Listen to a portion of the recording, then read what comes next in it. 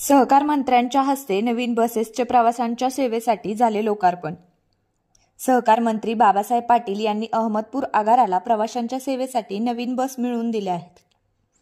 या मिळालेल्या बसचे आज नामदार बाबासाहेब पाटील यांच्या हस्ते उद्घाटन करून या बस प्रवाशांच्या सेवेसाठी दाखल झाल्या आहेत।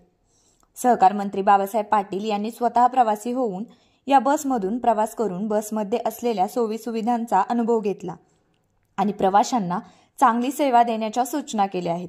यावेळी भाजपचे जिल्हाध्यक्ष दिलीपराव देशमुख, राष्ट्रवादी काँग्रेसचे शिवानंद तात्या हेंगणे, आगार प्रमुख अमर पाटील, आगारातील कर्मचारी, महेश बँकेचे उपाध्यक्ष निवृत्ती कांबळे, शहराध्यक्ष अजर बागवान, आशिष तोगरे, अशोक सोनकांबळे, बाबूबाई रुईकर, अफरोज शेख, मोहम्मद नाझीम, तानाजी राजे, महबूब मिस्त्री, शैलेश जाधव, शिवाजी मामा जंगापल्ले आदी मान्यवर उपस्थित होते।